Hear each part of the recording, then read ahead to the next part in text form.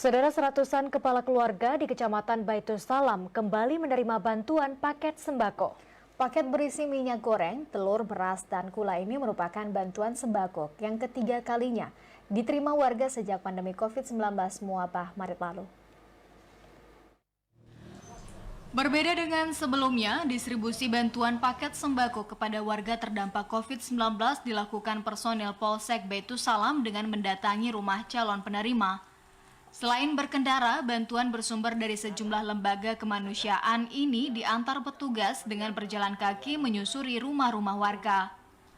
Menurut Kapolsek Baitus Salam, para penerima bantuan merupakan kepala keluarga yang telah melalui proses seleksi sesuai data yang diterima dari Gampong melalui personel Babin Ketipmas Polsek setempat.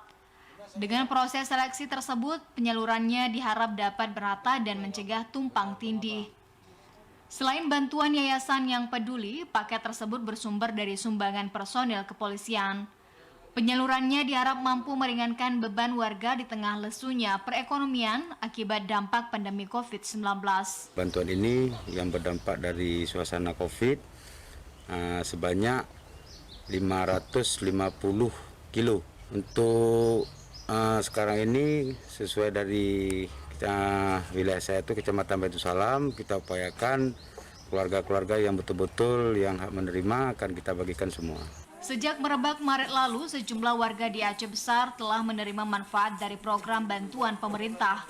Selain paket sembako, warga yang tersebar di sejumlah kampung di Aceh Besar juga menerima bantuan tunai serta program jaring pengaman sosial lainnya. Dari Aceh Besar, Arman Konadi, TVRI melaporkan.